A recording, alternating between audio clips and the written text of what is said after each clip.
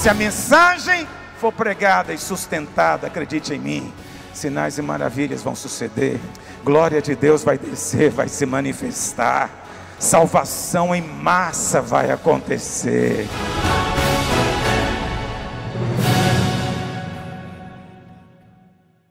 Eu tenho algo para dizer para você em nome de Jesus. Eu queria que você abrisse o seu coração e prestasse atenção, porque o que eu vou falar hoje tem implicações profundas na sua vida. Hebreus capítulo 12, verso 14. Hebreus 12, verso 14.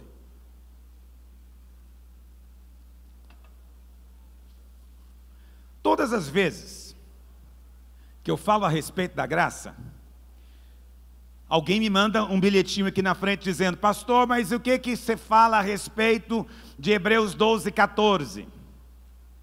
Aí alguém escreve outro dizendo: pastor, já está falando muito da graça, mas o que você me diz? Que sem santificação ninguém verá o Senhor. É sempre, sempre, não tem exceção. Seja aqui, seja em qualquer outro lugar, sempre tem esses que acreditam que nós somos salvos pela santificação. E pregam santificação para ímpio. Esse é o motivo pelo qual muitos querem se lavar antes de tomar banho.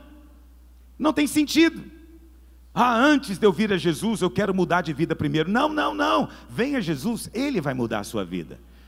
Não, antes de vir a Jesus, eu quero primeiro purificar a minha vida. Não, não, você não tem que se lavar. Ele é que vai te lavar. Venha do jeito que você está sujo. Venha sujo, imundo. Ele vai lavar você. Então, a santificação, ela é um resultado. Ela não é uma condição para você ser salvo. Você não é salvo pela santificação. Você é salvo pela obra do Calvário. Você é salvo porque pelo sangue do Cordeiro os seus pecados foram cancelados. Você é salvo porque Ele pagou a penalidade. Você é salvo porque a ira de Deus veio sobre Ele. E você agora crê nessa verdade. Aí quando você crê nessa verdade, diz a Bíblia, você é salvo. Crê e confessa, você é salvo. Aí depois que você é salvo, filho, aí você vai entender o que é santidade. Porque a verdadeira santidade, eu quero dizer para você, não tem nada a ver com o tamanho do seu cabelo. Não tem nada a ver se você usa ou não desodorante, se você depila ou não a perna. Não tem nada a ver se você usa ou não barba. Entendeu? Tem gente que o cabelo é comprido, mas a língua é maior ainda. Conhece gente assim? Então, o que adianta o cabelo e a língua ser maior? Então, o que é mais grave? O cabelo curto ou a língua comprida? Então, esse conceito de santidade legalista e religioso joga no lixo. As pessoas que falam para você que a videira é muito light, não são na verdade pessoas que andam em santidade, são fariseus hipócritas, que valorizam a aparência exterior em detrimento do coração na presença de Deus. Ninguém diz amém, eu falo amém para mim mesmo. Santidade é Cristo. Santidade é uma pessoa. Está me ouvindo? Santidade não é separação de, é separação para. Entende? Santidade não é uma questão de ser tirado de algum lugar, mas ter sido transportado para um outro lugar. Santidade é essa pessoa dentro de você, isso que te faz santo. A Bíblia fala, quando Moisés chegou diante da sarça ardente, o que Deus falou para ele? Tira a sandália dos teus pés, porque o lugar que você está pisando é o quê? Terra santa. Muito bem. Por que aquele lugar era santo? Por que era santo? Porque Deus estava lá. Aquele fogo na sarça era Deus. Deus estava lá. Então Deus disse, onde eu estou é santo, meu amigo. Então enquanto eu estou nesse pedaço de terra aqui, esse pedaço de terra é santo. Porque santidade é a presença dEle. Eu pergunto para você, onde é que está o Espírito de Deus hoje? Onde Ele está? Não, Ele está dentro de você. E como é que Ele é chamado? Espírito o quê? E tem alguns lugares que chamam Ele de Espírito da Santidade. Não só é santo, como transmite santidade. Então, filho, se aquela terra ficou santa porque Deus estava lá, você já se tornou santo porque Deus está aí. Você pode dizer com convicção, eu sou santo. Ah, mas eu estou vendo os seus erros. Bom, não tem nada a ver comigo, eu sou santo porque o santo está em mim. O único que é santo habita em mim. Mas vamos ler o texto. Segui a paz com todos e a santificação, sem a qual ninguém verá o Senhor. Muito bem, se santidade é Cristo, o que é santificação? Ficar mais santo. A santidade é Cristo. Você quer ficar mais santo. O que é isso na prática? Se encher de quê? Cristo. Se o Espírito que é santo habita em você, como é que você se santifica? Se enchendo do Espírito. Quanto mais cheio do Espírito, mais santidade na sua vida. Encha-se da santidade a cada dia. Agora, tem uma colocação importante aqui. As pessoas que me fazem essa colocação, elas gostam de citar versículo isolado, ok? Eu sou ferozmente contextual. Tudo que eu leio na palavra, eu leio de acordo com o sentido no contexto, sempre. Você não pode ficar pegando versículos sozinhos, aleatoriamente, e tirando conclusões dele. Tem que entender o que está no contexto. Não significa que você não possa usar versículos, pode, mas desde que você entenda o que ele está dizendo. Esse versículo não termina com um ponto, termina com uma vírgula. E significa o quê? Que o assunto continua. Então vamos ler tudo. Segui a paz com todos e a santificação, sem a qual ninguém verá o Senhor. Atentando diligentemente, porque ninguém seja faltoso, separando-se do quê, meus irmãos? Olha aí a graça de Deus, onde ele achou que não tinha. Olha a graça de Deus, onde ele achou que não tinha. Hoje eu queria falar sobre por que alguns se separam da graça de Deus. O que significa se separar da graça? O que significa se separar do favor divino? O que significa estar separado da graça? Significa que perdeu a salvação? Não. Apenas está separado. O favor de Deus é a coisa mais importante na vida de qualquer um. Favor de Deus, preste atenção, é que torna a sua história diferente das outras. As pessoas percebem que para você as coisas são mais fáceis. Para você as coisas fluem. As coisas da sua vida acontecem em menos tempo. O que outros levam 10 anos para ter, você tem já em 1 ano. Por que diz? Porque você é melhor? Porque você é mais habilidoso, mais inteligente, mais capaz? Não. Porque você está debaixo do favor de Deus. Feliz é aquele que é favorecido. Mas é possível um crente perder o favor? Sim. Ele perde o favor quando? Quando ele se separa dessa graça. Quando ele se separa dessa graça. Daqui a pouco eu vou ler com você, lá em Gálatas 5:4, mas desde já eu vou dizendo para você. O que é que nos faz separar da graça? Nós nos separamos da graça quando nós confiamos no nosso mérito pessoal. Está me ouvindo? Nós nos separamos do favor quando nós confiamos no merecimento. Só tem favor aquele que reconhece que não merece. Porque se ele reconhece que merece, ele não precisa de favor. Ele precisa de reconhecimento. Afinal de contas, ele é bom, ele é maravilhoso. Agora, quem reconhece que não tem merecimento, quem reconhece que por ele mesmo ele não merece receber coisa alguma de Deus, esse precisa de quê? De favor. Só que é para esse que o favor de Deus vem. É para esse que o favor de Deus vem. Justiça própria é o que acontece com a pessoa que ainda está vivendo de acordo com a lei. Entende? Ela acha que cumpriu os mandamentos. E porque ela acha que cumpriu os mandamentos, ela agora se acha merecedora. Eu cumpri as condições. Eu fiz o que a lei diz. Então agora eu mereço a bênção. Eu não sou abençoado aqui de qualquer jeito não, irmão. Aqui tem preço que foi pago. Você quer ser abençoado? Paga também você o seu preço de obediência. Então veja bem, essas pessoas são cheias de justiça própria. A Bíblia fala que isso separa você da graça de Deus. Então, nós só podemos seguir a paz com todos e a santificação se nós estivermos unidos à graça, vivendo pela graça, entendeu? Aquelas coisas que mencionadas antes só podem acontecer se houver graça na sua vida, favor de Deus. Mas agora a coisa começa a ficar interessante, porque o autor de Hebreus começa a dizer agora o que acontece com alguém que se separa da graça.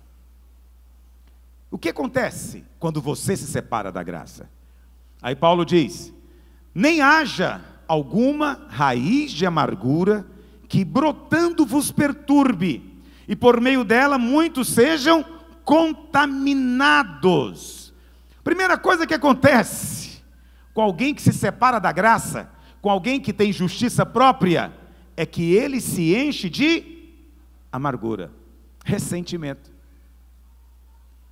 Isso é algo que o Espírito Santo me mostrou essa semana, porque eu estava lendo esse texto, e qual que é a pergunta que eu fiz? O que uma coisa tem a ver com a outra? O que tem a ver separar da graça com amargura, ressentimento? Essa é a pergunta. Eu leio a palavra fazendo perguntas, e graças a Deus, porque o Senhor sempre envia respostas, de uma maneira ou de outra. Às vezes fala no meu coração, às vezes usa um irmão, às vezes usa um livro, alguma coisa, mas Ele sempre me esclarece. Para você entender isso aqui, você precisa seguir um raciocínio. Então preste atenção no raciocínio. Quantos estão me ouvindo mesmo? Muito bem. Por que alguém quer viver na lei ainda, na justiça própria? Por quê? O que leva alguém, pastor Mauro, o que leva um crente a querer viver confiado na justiça própria, no favor merecido da lei? O que leva alguém a agir assim? O que ele tem na cabeça? O que ele tem em mente quando ele faz isso? Não é difícil você entender. Quem ainda vive pela justiça própria, ele quer agradar a Deus. Ele quer conquistar o quê? Favor, aprovação. Mas acima de tudo, ele quer conquistar o quê? Amor. Ele acredita que Deus só ama quem cumpre, quem obedece. Ele acredita que Deus só ama quem se comporta corretamente. Não passa na cabeça dele outro padrão.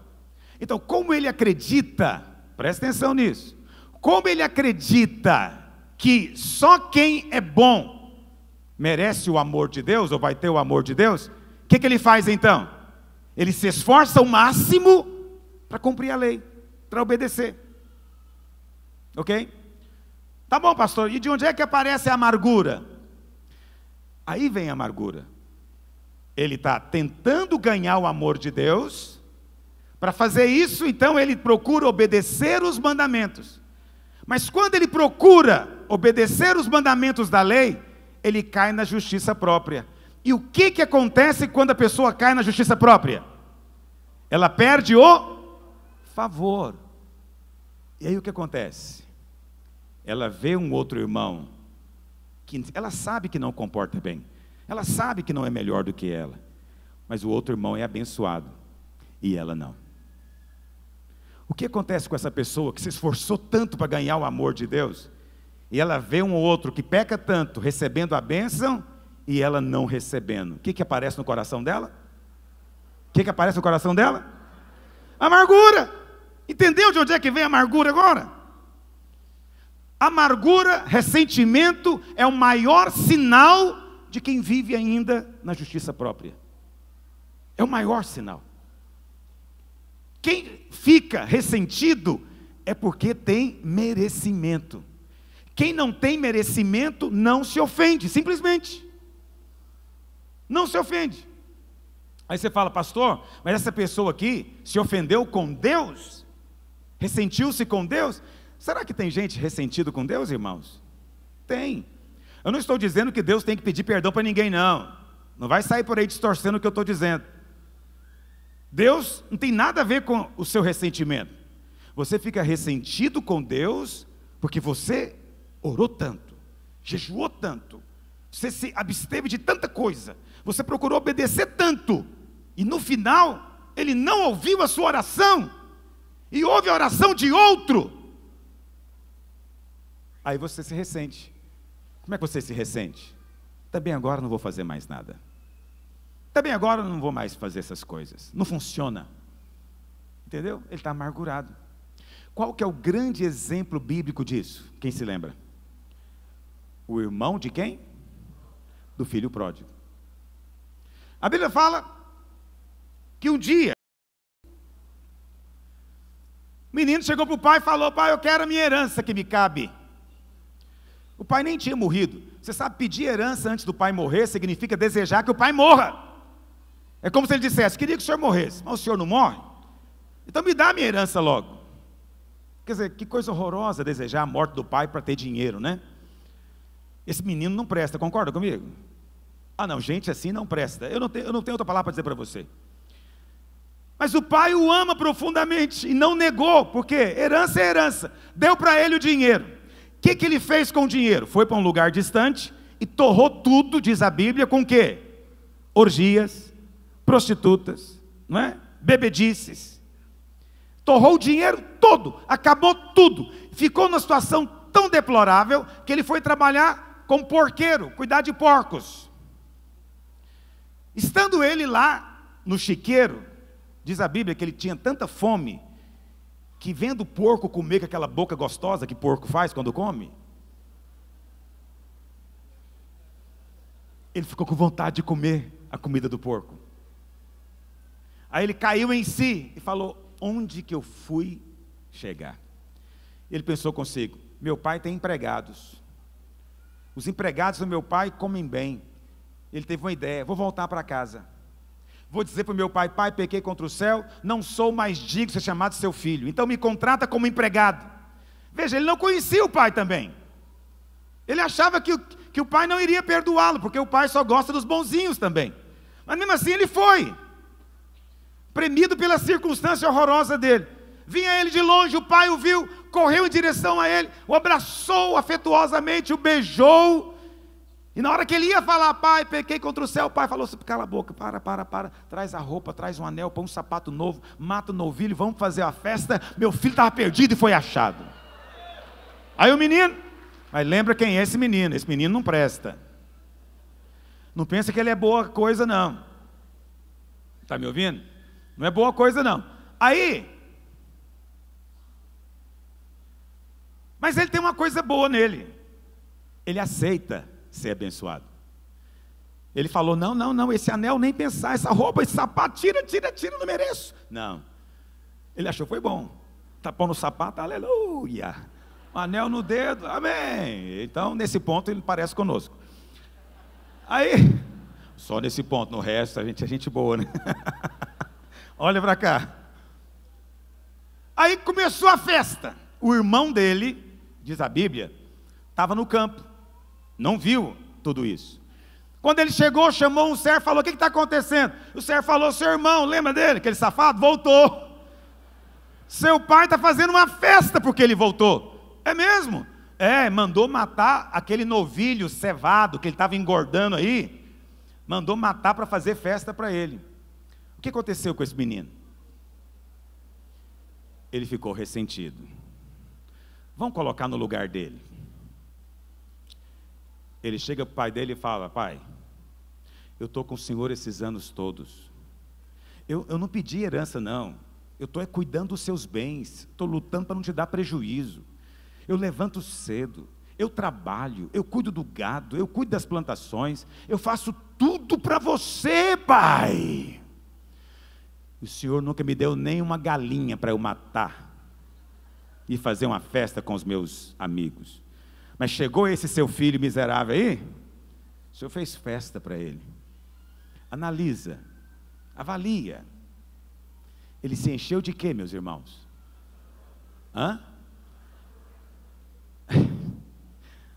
Veja, tem duas respostas aqui, né? As duas estão corretas. Ele se encheu de amargura. Mas antes da amargura, o que ele tinha? Justiça própria. Entendeu a história? Justiça própria.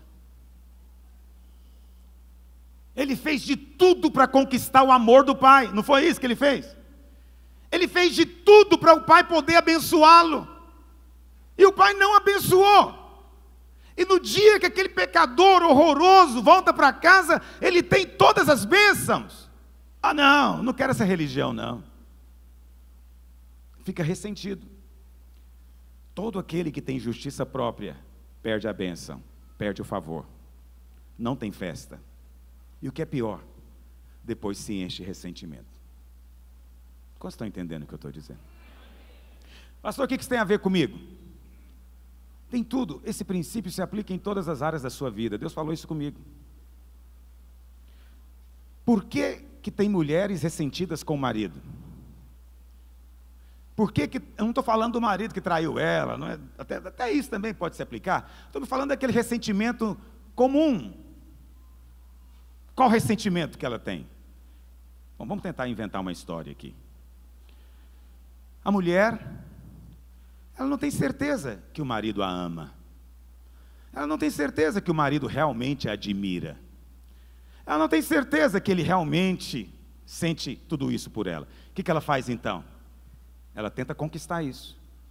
Então ela cozinha para ele, ela passa para ele, ela lava para ele, ela faz sexo com ele todo dia.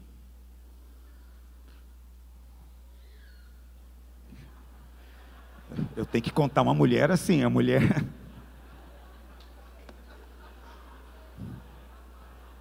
Não, eu só falei que isso é sonho de homem. Homem tem essas bobagens na cabeça. Eu sei que isso não passa na cabeça de mulher nenhuma. Olha para cá. Mas por causa dele ela faz. Teve uma vez que a gente fez aqui 21 dias, maratona conjugal. Quem participou? Pouquíssimos, quase ninguém quis. No jejum é quase 100%. Mas aquela maratona ia ser maratona conjugal. Era sexo 21 dias. Muitos homens não toparam por razões distintas, mas querer até queriam. E quando a gente fala de sexo, sempre tem irmão que acha que a Bíblia é contra sexo. Presta atenção, qual foi o primeiro mandamento que Deus deu para o homem? Fazer sexo. Foi ou não foi? Adão e Eva chegaram diante de Deus, o que Deus falou para eles? Agora, meu filho, cresça e multiplique-se. Como é que você acha que acontece isso? Fazendo almoço?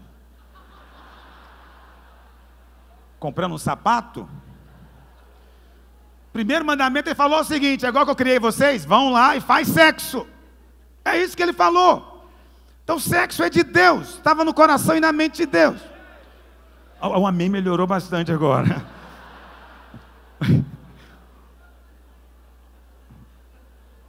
Cutuca essa mulher e fala: eu acho que ele está falando para você. Irmãos, vamos voltar para cá. Então, analisa. Essa mulher não tem certeza que o marido realmente a ama. Ele não tem certeza que esse marido a admira. Ela então quer conquistar esse amor. O que ela faz então? Ela faz tudo o que ela pensa que uma boa esposa tem que fazer. Então ela se esforça, ela, como eu disse, ela faz comida especial para ele, ela cozinha para ele, ela passa para ele, ela até costura, ela faz roupa para ele, ela faz tudo para ele.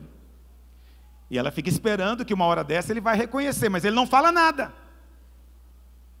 Um dia, os dois estão sentados aqui. Aí o marido fala para ela: puxa, admira a pastora Márcia. Que mulher de Deus. Tudo que ela tem para fazer em casa ainda está na obra. O que a esposa dele ouve? Pode esquecer, meu amigo. A partir de hoje acabou. Porque ela esperou a bênção, o favor, o reconhecimento, e ele não veio. Veio para outra. Ela se encheu de quê? Está entendendo, homem? O que você vai fazer a partir de agora? Não, você não entendeu nada. Eu vou te explicar com mais detalhes. Presta atenção. Qual que é o problema dessa mulher? Eu não quero aqui falar mal da mulher. Isso, eu poderia falar do homem, mesma coisa. Mesma coisa. O homem não tem certeza que a mulher o ama. O homem quer de todo jeito conquistar a admiração da sua mulher. Então ele trabalha, ele dá duro, faz hora extra, trabalha final de semana para ganhar dinheiro, para poder, porque é a maneira que ele tem de dizer para ela o tanto que ela é maravilhosa. Mas a mulher também não o reconhece. E aí ele chega em casa à noite, quer fazer sexo com ela, ela fala o quê? Estou cansada hoje. E vira o lado. O que acontece com esse homem do lado dele da cama? Eu me mato por essa mulher e ela não pode me dar 5 minutinhos? Sim, porque é isso que dura muito. Sim. Olha para cá. Eu estou falando muito de sexo hoje. O negócio hoje não deve estar bom aí. Olha para cá. Sim, eu preciso de crer que o Espírito me usa. Olha para cá.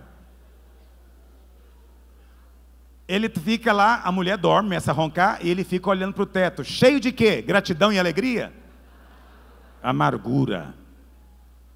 Porque ele queria o reconhecimento, só isso, de tudo que ele faz. Está entendendo de onde é que surgem os problemas? Agora, o que está errado nesse homem e nessa mulher? Então, é só uma coisa que eu acabei de explicar para você. É o mesmo caso do filho pródigo. Primeiro, não acredita que é amado. Não acredita que é amado. Segundo, faz as obras e depois acredita que tem mérito. Se enche de quê? Justiça própria. Eu sou boa. Quem é que cozinha para você? Quem lava para você? Quem passa para você? Quem faz tudo para você? E você não reconhece? O que ela está falando aqui? Eu sou boa e você não está reconhecendo o tanto que eu sou boa. A Bíblia chama isso de quê, meus irmãos? Justiça própria. Eu chamava isso de ego antigamente, estou mudando para justiça própria. Mais fácil de entender. Todas as vezes que a justiça própria entra no relacionamento, o favor acaba, as confusões vêm, a briga vem. Entende? E pode observar, o casal está os dois o tempo inteiro, tentando provar para o outro o tanto que ele é bom e merece ser amado, merece ser respeitado, merece tudo de bom, porque ele é maravilhoso. Qual que é a maneira de vencer isso? A única maneira de vencer isso é se a mulher e o marido acreditar que é amado. Entendeu o que eu estou dizendo? Se a mulher acredita que é amada, o marido pode elogiar quem ele quiser, que ela só aperta o braço dele e fala, pode elogiar, mas você é meu. E eu sei que você me ama, não vive sem mim. O marido que sabe que é amado e acredita que é amado, ele se ressente porque a mulher disse um não para ele um dia, 2 dias, uma semana. Pastor, haja fé para crer nesse amor, não é? Também precisa ter mais. Olha para cá, tudo é uma questão de saber que é amado. Quando você é amado, presta atenção, por que você vai fazer agora? A mulher não vai fazer a comida, passar a roupa, arrumar a casa para conquistar o amor. Ela vai fazer porque ela ama tanto esse homem. Ela o ama tanto que ela tem alegria de fazer isso para ele. Ah, mas ele não reconheceu. Mas é assim que eu sou, eu amo ele e sei que ele me ama. E é assim que eu vou viver. Aí não tem mérito. O que então o homem e a mulher têm que fazer um para o outro? Cotidianamente, todos os dias, reafirmar que o outro é amado.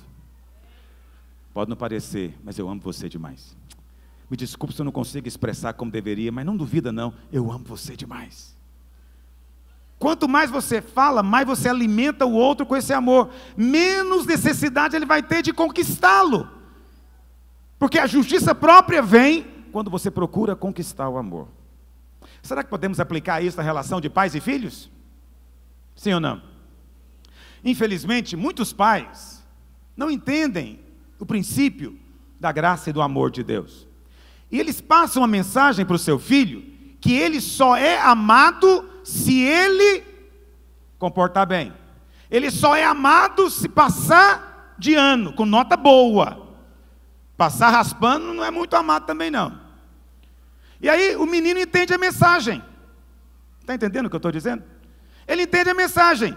Meu pai não gosta de mim por causa de mim. Ele gosta de mim pelo que eu faço. Então eu preciso de fazer para conquistar o amor dele. Eu preciso de fazer para ganhar o amor dele. Eu tenho que fazer e ser tudo que ele quer para ganhar o amor dele. Agora eu pergunto para você, esse menino vai falhar?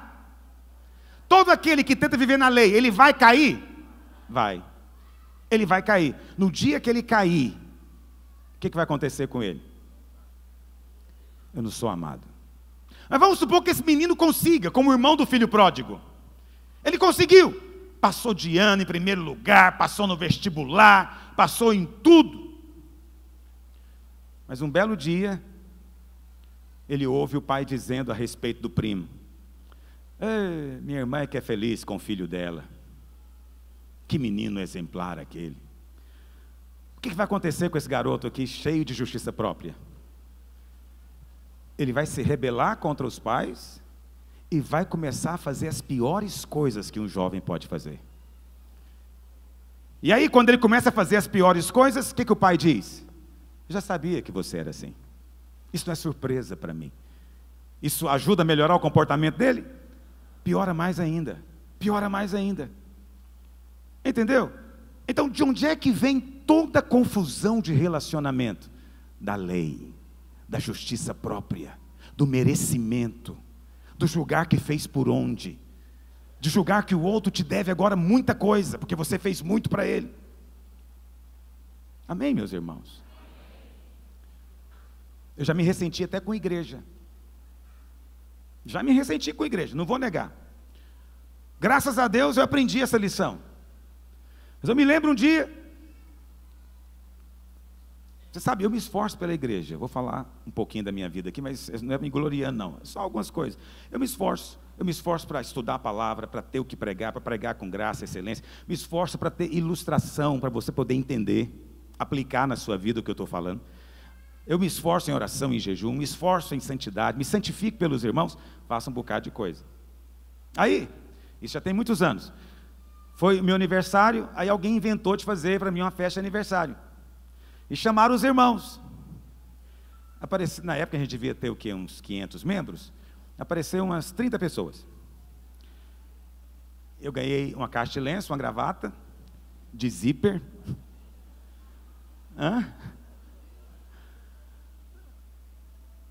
Aí, amém. Você sabe, não me importei de falar a presença de Deus. Achei normal aquilo. Mas aí, passou uma semana, exatamente uma semana, eu tinha convidado um pastor para vir pregar na videira. E aí, o pastor pregou na videira. Ele falou para mim assim: olha, eu vou tirar uma oferta para o meu ministério, você me autoriza? Eu falei: olha, eu autorizo, mas eu preciso dos dízimos das ofertas aqui para manter a igreja. Aí ele falou: então você tira a oferta, depois quando eu pregar, eu falo para os irmãos, quem quiser ofertar para mim, trazer. Aí eu tirei a oferta deu R$600. Aí ele pregou. Quando ele acabou de pregar, os irmãos, ele falou para os irmãos: eu tenho um ministério, tal, quem quiser ofertar. A oferta deu R$12 mil. Eu magoei profundamente. Você sabe quando alguém me lindra? Eu me lindrei. Mas eu tenho um problema, eu não consigo guardar milindre. No domingo seguinte eu vomitei em cima do povo. Vocês não me amam. Ninguém aqui gosta de mim. Mauro lembra disso, não lembra, Mauro? Porque vomito sempre é cheio de fel, porque a bilis vem junto, sabe? Um negócio horroroso. Agora, por que eu fiquei tão chateado e magoado, ressentido? Porque eu me achava um bom pastor. E eu fazia para conquistar o amor da igreja. Eu fazia para os irmãos gostarem de mim e achar que eu sou um bom pastor. Quando eu percebi que eles gostavam mais do outro, e para o outro estava disposto a dar tudo, e para mim era só R$600, aí eu falei: não vou orar por nenhum mais agora. Agora é o seguinte, vou pregar domingo, mas você que vai estudar para entender. Não é um inferno viver assim? Ah, mas a igreja está errada. Presta atenção, a igreja não está errada. Você dá dinheiro para quem você quiser. Você elogia quem você quiser. Você é livre. Você não deve nada para o pastor. Estão entendendo o que eu estou dizendo? Você não deve nada para o seu líder, nem para o discipulador. Nada. A não ser o amor, evidentemente. Então preste atenção. Eu não tenho direito de cobrar nada de ninguém. Então a igreja não está errada. Porque ninguém tem a obrigação de dar presente de aniversário, nem de dar oferta no culto por causa do pastor. Agora, eu tenho um problema. Qual é o meu problema? Raiz de amargura. Que surgiu por causa de quê? Justiça própria. Eu sou um bom pastor. E por que surgiu a justiça própria?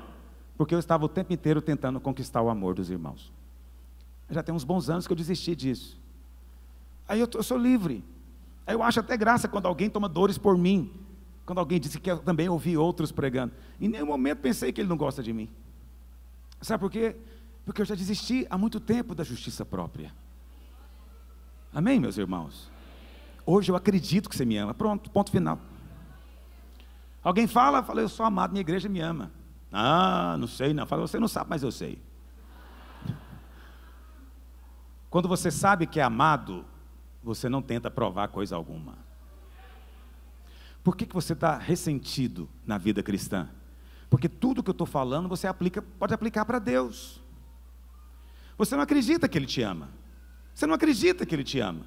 Por não acreditar que Ele te ama, você está se esforçando para conquistar o amor dEle. Mas em algum momento você vai ver outros recebendo e você não. Eu conheço pastores amargurados com o ministério. Por quê?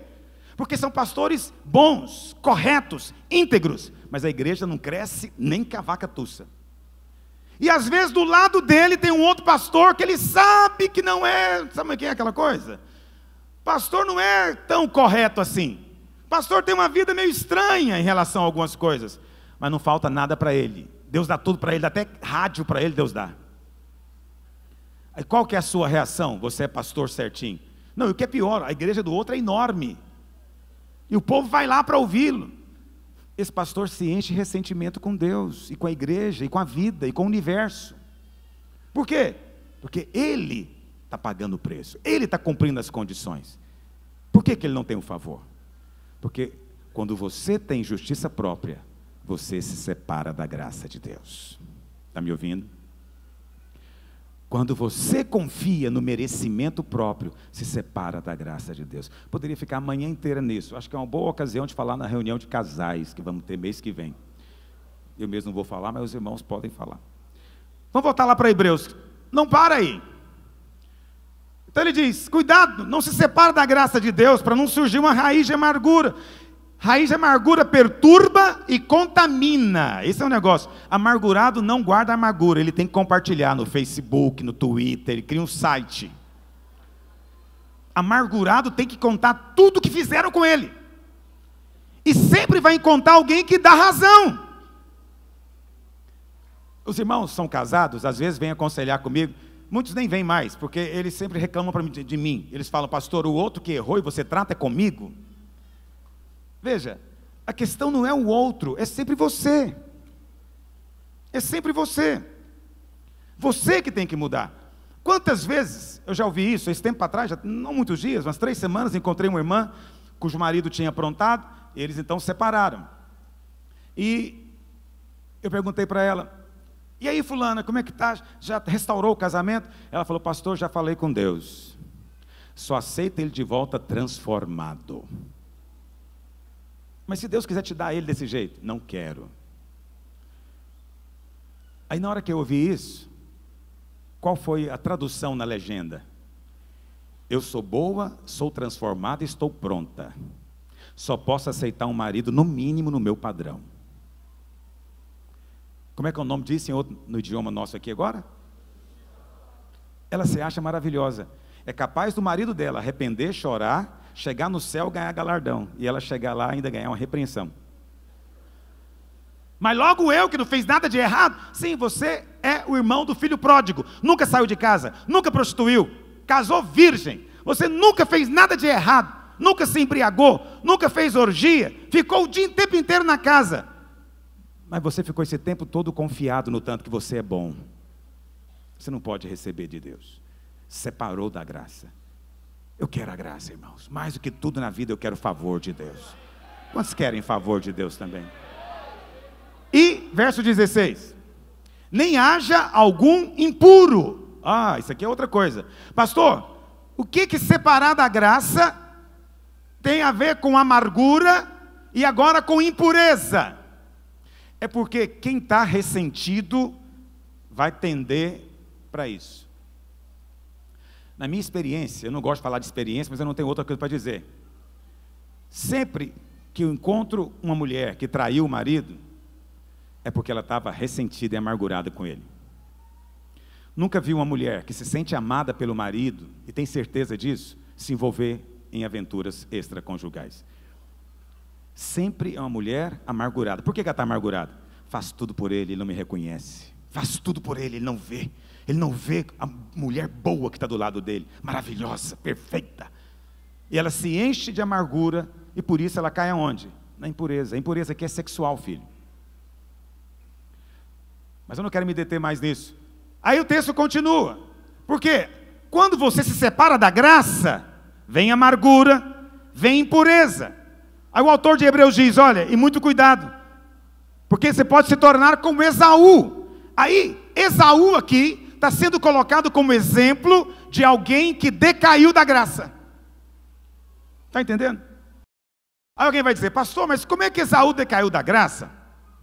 Se Esaú viveu antes da lei. Sim, porque decair da graça não é voltar a viver na lei. Então como é que Esaú simboliza isso? É verdade, Esaú viveu antes da lei. Mas Esaú tornou-se o símbolo de alguém profano. Se separou da graça. E ele, por um repasto, quer dizer, um prato de comida, vendeu o seu direito de primogenitura. Ou seja, não deu valor nas coisas do Espírito. Você sabe quem é que despreza as coisas espirituais? É aquele que se separa do favor. Final das contas é isso, você não atribui valor mais. Você vê alguém chorando, não tem valor, falando em línguas, não tem valor, caindo, não tem valor, sendo curado, sendo liberto, você não atribui valor a nada mais. Você se torna indiferente. A amargura faz isso. E Esaú aconteceu isso. Verso 17. Pois sabeis também, esse versículo, vou ler com você. Eu sempre interpretei esse versículo de uma maneira, mas essa semana, comparando o texto com outras versões, eu vi que eu estava errado. Vou corrigir o que eu falei.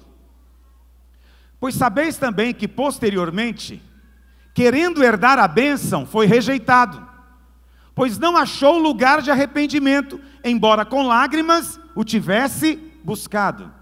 Clica em cima, por gentileza, irmão, na linguagem de hoje, NTLH. Está um pouco diferente. Olha o que diz. O arrependimento ali não é de Esaú, é de Isaac.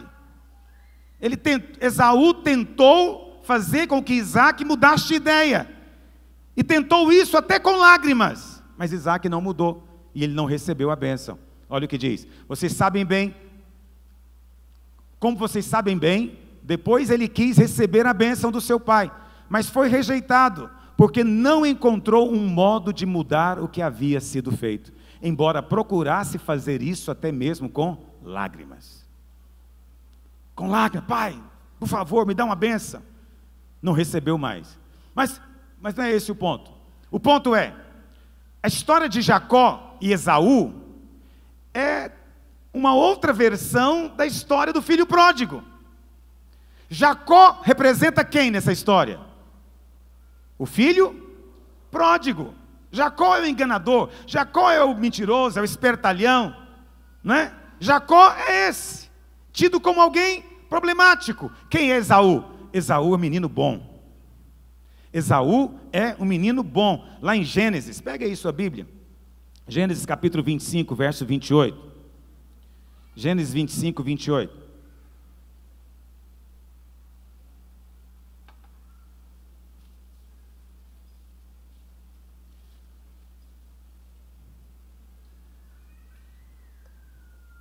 Diz assim, Isaac amava Esaú. Veja, deveria ter um ponto final aqui. Amar, né? Verbo intransitivo, não precisa de complemento. Isaac amava Esaú, ponto final. Deveria ser assim, mas não é. Isaac amava Esaú por causa da sua caça. Pode voltar para a revista atualizada, por gentileza, irmão, RA. Obrigado. Isaac amava Esaú por causa da sua caça, porque era um homem viril, porque era um homem valoroso, porque era um guerreiro. Ele gostava era de arco e flecha, ele gostava de caçar animais, e depois ele vinha e trazia a sua caça. Veja, quem cozinhava a caça era Jacó. Mas o pai certamente pensava: para que eu quero um menino cozinheiro? O que me interessa um menino cozinheiro?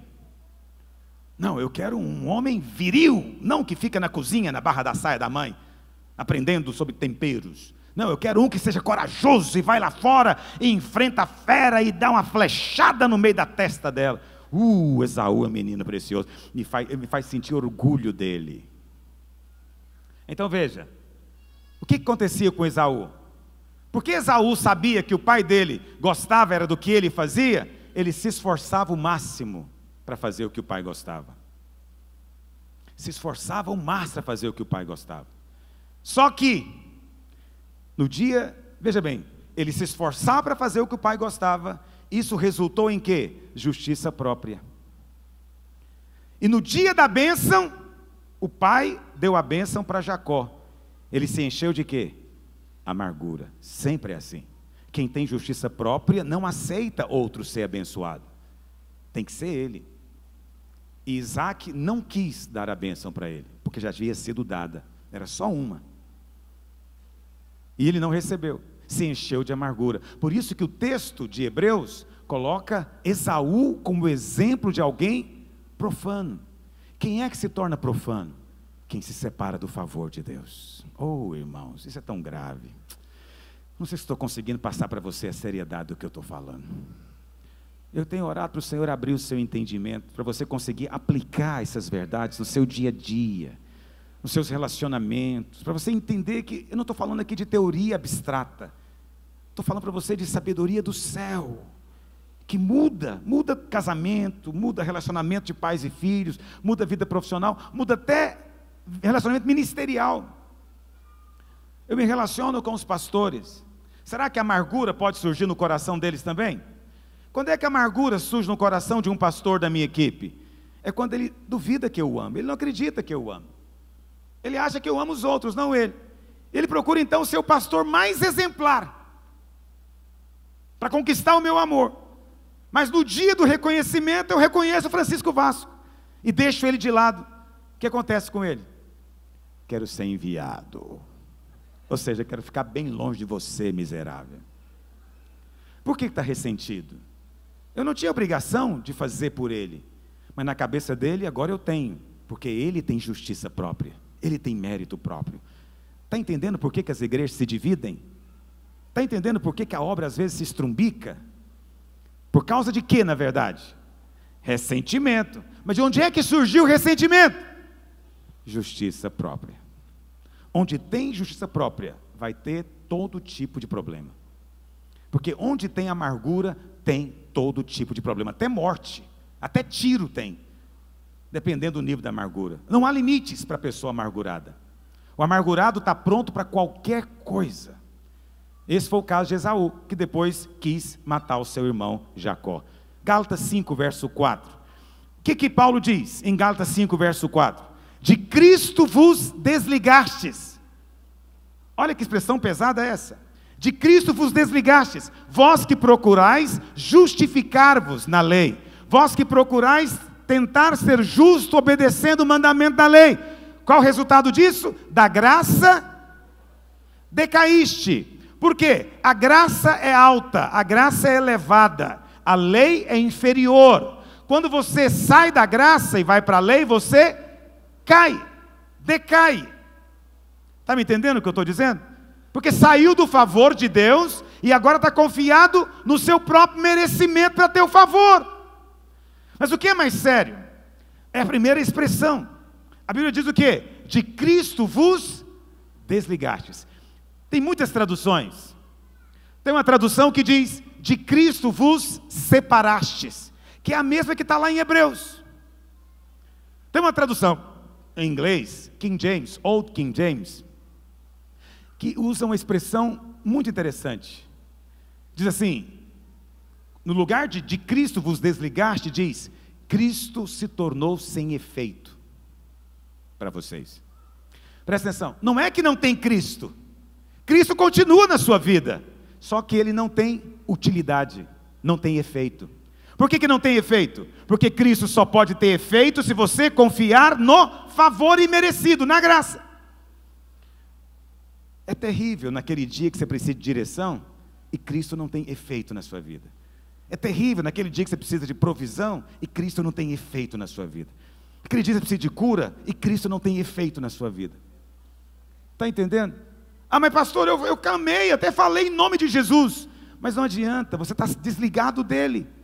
Pastor, como é que eu me desliguei dele? Quando você chegou e bateu a mão no peito dizendo, eu fiz. Né? Os pastores me contaram a respeito de um irmão ou irmã, não sei, que foi orar com o endemoniado, e antes de orar ela falou o que para o diabo? Aqui está a minha mão, 5 anos de santidade, vou colocar na sua cabeça agora. Eu nem sei o que ela fazia com essa mão, ou ele, né? Para ter ficado tão pura desse jeito. Mas ela está confiada em quê? Em Cristo? É nela. O diabo vibra quando acontece isso. Festeja, a festa no inferno. Porque Cristo se torna sem efeito. Você não precisa de Cristo. Você não está utilizando de Cristo. Entende? Tem uma outra tradução que diz que Cristo se tornou vão na sua vida. A expressão no original é o seguinte: você é casado, mas você não usufrui do seu cônjuge. Ele poderia te sustentar, mas você não utiliza disso. Ele poderia te suprir emocionalmente, você não usa disso. Ele poderia te proteger, mas você não procura isso. E você procura viver como solteiro, você mesmo se mantendo, você mesmo se sustentando, você mesmo se suprindo, mesmo tendo marido. O crente que se desliga é esse, ele não perdeu a salvação, Cristo não saiu da vida dele, continua lá. Mas é como essa mulher, é casada, mas não desfruta do marido, não usufrui de nada que o marido pode fazer por ela. Por quê? Porque ela mesma quer fazer. Acredite, tem muito casamento assim no mundo. Ela mesma quer fazer tudo para ela. Eu mesmo cuido de mim, eu mesmo me sustento, eu mesmo me supro, eu mesmo faço. Quando o crente resolve confiar na justiça que procede da lei, ele continua tendo Cristo, mas perde o efeito na vida dele, perde o poder na vida dele. E meu desejo é que o poder de Cristo se manifeste poderosamente em você. Quantos dizem amém sobre isso? Fique em pé onde você está. O terceiro ponto da pregação é o versículo que nós confessamos hoje no começo da reunião. João capítulo 15, verso 4, projeta para mim. Permanecei em mim, e eu permanecerei em vós. Presta atenção, lá em Gálatas diz, de Cristo vos... Quem se desligou de Cristo? Desligou de quê na prática, meus irmãos? Do favor, da graça. Eu pergunto para você, não conversa ainda. Quem se desligou de Cristo, permanece nele? Não. Muitos irmãos acham que permanecem em Cristo se orar muito. Vou permanecer se eu jejuar muito. Vou permanecer se eu fizer muita coisa na obra. Não, não é isso. Você permanece nele quando você depende dele. Porque o texto diz, sem mim nada podeis fazer. Sem mim você não pode dar fruto. Quando você reconhece isso, aí Cristo ganha efeito na sua vida. Eu sou a videira, vós os ramos. Quem permanece em mim e eu nele, esse dá muito fruto, porque sem mim nada podeis fazer. Se alguém não permanecer em mim, será lançado fora, a semelhança do ramo, e secará. Esse é o resultado de quem confia na justiça da lei. É seco, não tem vida. Verso 7. Se permanecerdes em mim e as minhas palavras permanecerem em vós, olha a promessa, essa promessa é a mais poderosa do universo. Pedireis o que? Você não precisa ficar sonhando aí com o gênio da lâmpada, que te dá 3 pedidos, não. Você não precisa sonhar com essa bobagem. Você tem uma promessa muito maior. Você pode pedir tudo que você quiser. Por que você pode pedir tudo que você quiser? Vamos lembrar do que eu preguei? Porque eu não tenho que conquistar o amor dele mais. Eu sei que eu sou amado. Porque eu sei que eu sou amado, eu não preciso mais de performance, de cumprir a lei, para mostrar o tanto que eu sou bom. Então eu não tenho justiça própria. Eu confio só no favor dele. E quando isso acontece, eu de fato experimento que ele vai ouvir todas as minhas orações. Eu estou ensinando para você algo que tem um efeito tão poderoso, que pode ter um resultado tão extraordinário, que muitos de nós não temos noção de como é tremendo ter uma promessa dessa. Por que não temos desfrutado? Porque ainda há muita justiça própria em nós, irmãos. Eu falo de mim, mas fale por si. Ainda há muito mérito próprio em relação a tudo. Nos achamos merecedores de tudo. Você sabe, muitas vezes eu falo para os irmãos aqui, às vezes eu brinco dizendo: pastor, você não acha ruim, o fulano te abandonou? Eu falo, até eu mesmo queria me abandonar de vez em quando. Aí o pessoal acha graça, pensa que eu estou brincando. Não, eu não acho que eu tenho mérito nenhum para alguém querer ficar comigo. Não tenho nada. Por que alguém iria querer estar comigo? Eu não sou nada. Então quando alguém resolve não estar, também não significa nada. Mas quando alguém resolve estar, eu me encho de quê? Gratidão. Eu falo, é muito favor de Deus, é muita graça. Está entendendo o que eu estou dizendo? Isso vale para tudo. Você acha que merece a venda da semana, então você cobra, sendo que deveria apenas entender que é favor. Você acha que merece a promoção, então você cobra de Deus. Você acha que merece isso, merece aquilo, e cobra de todos ao derredor. Eu acabei de te contar onde é que está a origem. Corta na sua vida, vigia, não deixa o diabo tentar você para cair na justiça própria. Confia só na justiça que vem de Cristo. Entende? Eu fui feito justiça de Deus em Cristo. Eu oro assim em todo momento. Eu não tenho mérito, não tenho merecimento, eu só confio no merecimento de Cristo.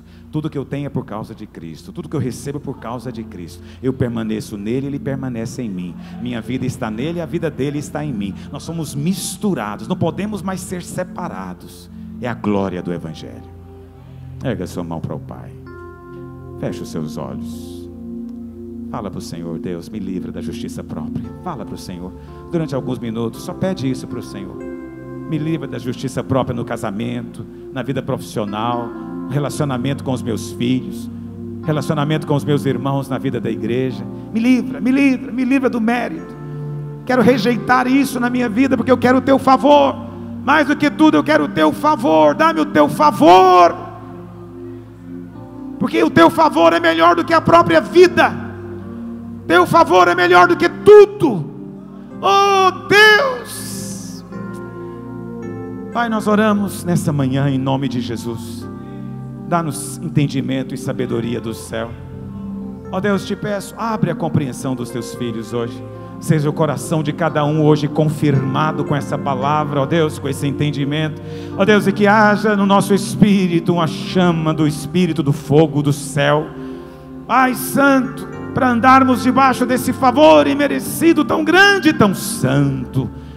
Pai amoroso, queremos dizer que nós confiamos no teu amor, confiamos que o Senhor nos ama, descansamos neste amor indescritível. Ó Deus Santo, por isso não temos que provar mais nada, nem conquistar mais coisa alguma, porque já temos tudo e a nossa vida está oculta em Ti. Porque tudo é nosso e nós somos Teu. Fomos unidos eternamente numa só vida e num só Espírito. Pai, move na vida da Tua igreja. Nós oramos hoje em nome de Jesus. Amém e amém.